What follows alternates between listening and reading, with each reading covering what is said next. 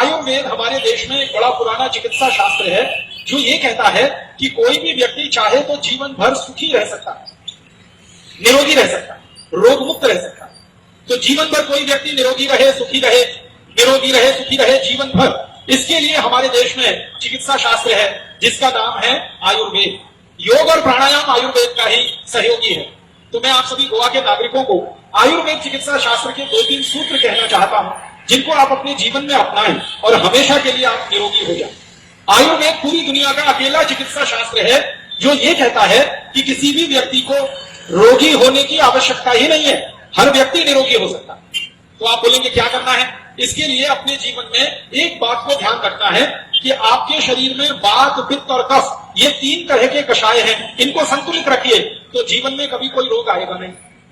वात, पित्त, कफ तीनों को अगर आपने संतुलित कर लिया तो आपके जीवन में कभी बीमारी आएगी नहीं, रोग आएगा नहीं।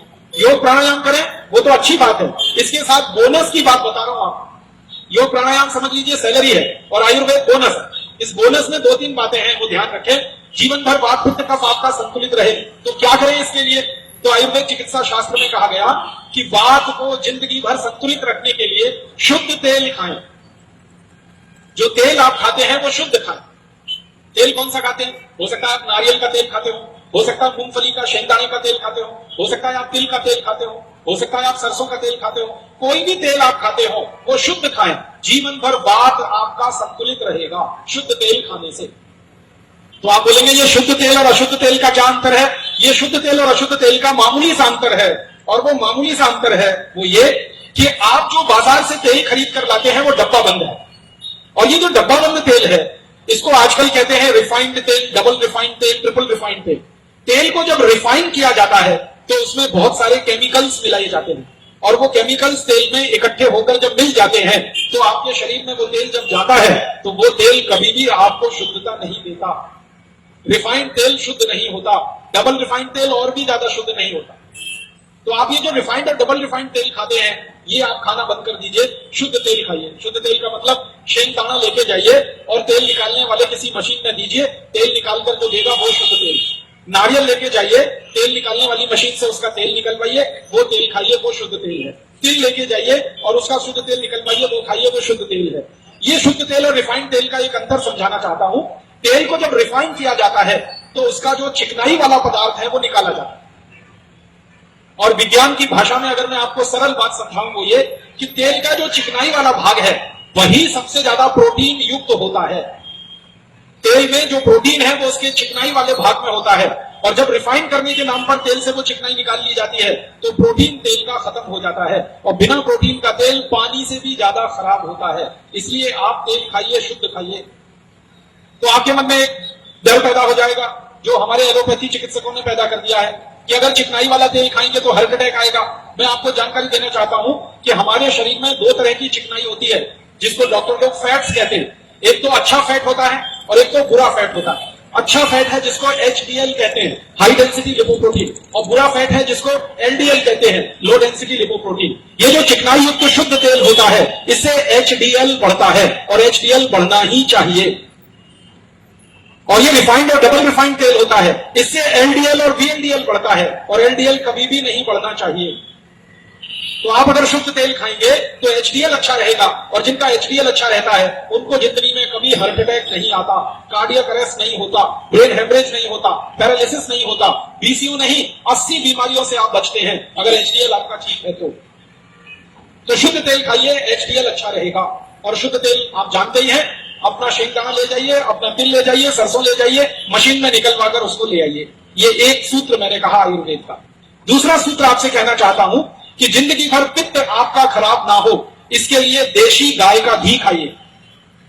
देशी गाय का घी, देशी गाय और विदेशी गाय 2 तरह की गाय होती है हमारे देश में। विदेशी गाय माने जिसके पीठ में कंधा नहीं होता, जिसकी पीठ एकदम सपाट होती है, उस गाय का घी कभी भी मत खाइए।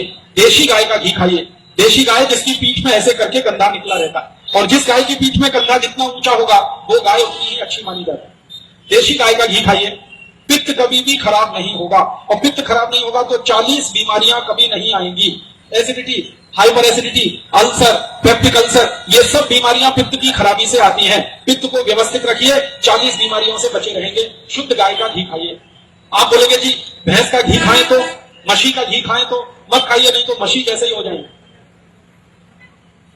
हमारे आयुर्वेद में कहा गया है मछली का घी सिर्फ वही लोग खा सकते हैं जो पहलवानी करते हैं, दंड बैठक लगाते हैं, जो बहुत मेहनत करते हैं शरीर से, वो लोग भैंस का घी खा सकते हैं। और एक खराब बीमारी होती है आयुर्वेद में जिसको कहते हैं भस्मक रोग। भस्मक रोग में क्या होता है, व्यक्ति को भूख बहुत ज्यादा लगती है, अभी 15-20 रोटी खाएगा, आधा घंटे में और 15-20 रोटी खा जाएगा, ऐसा रोग भस्मक रोग। उस रोग के व्यक्ति को मछली का घी खाना चाहिए, पहलवानी करने वालों को मछली का घी खाना चाहिए, बाकी सब लोगों को गाय का घी ही खाना चाहिए। तो गाय का घी खाइए, पित्त आपका ठीक रहेगा, 40 रोगों से बच जाएंगे। और तीसरा और आखिरी सूत्र है आयुर्वेद का, कफ के रोगों से बचना है अगर जिंदगी भर तो चीनी कभी भी मत खाइए, गुड़ खाइए। ये जो चीनी है ना, शुगर, ये कफ को विकृत करने वाली सबसे खतरनाक चीज है जो आपके घर में है। चीनी खाते ही कफ की विकृति शुरू होती है और कफ की विकृति से 28 रोग आते हैं। इन 28 रोगों में सबसे खतरनाक रोग है मोटापा, ओबेसिटी, हैवी वेट होना, जरूरत से ज्यादा वजन होना। तो जरूरत से ज्यादा जिनका वजन है, जो मोटे हो गए हैं, वो चीनी खाना तुरंत बंद कर दें। और वैसे भी चीनी खाके क्यों दिमाग खराब कर रहा है, 50 रुपए किलो है और इसके सस्ते होने की दूर दूर तक संभावना नहीं। भला हो हमारी भारत सरकार का और कृषि मंत्री का, जिनकी कृपा से चीनी 50 रुपए किलो बिक गई। इसलिए सस्ती होगी नहीं तो 50 रुपए किलो की चीनी खाएं और मोटापा बढ़ता चला जाए, आपका कफ विकृत होता चला जाए, क्या फायदा। गुड़ खाइए, गुड़। और गुड़ से भी अच्छी एक चीज है, महाराष्ट्र में ही मिलती है और कहीं नहीं मिलती, काकवी खाइए, काकवी। काकवी तो आप समझते हैं, गुड़ बनाते समय जो शीरा होता है उसको बोतल में बंद करके रख लेते हैं, उससे अच्छी कोई चीज नहीं है खाने की। जहां जहां महाराष्ट्र में, गोवा में गन्ना पैदा होता है, वहां के किसान काकवी बनाते हैं अपने खाने के लिए, वही आप ही खाइए।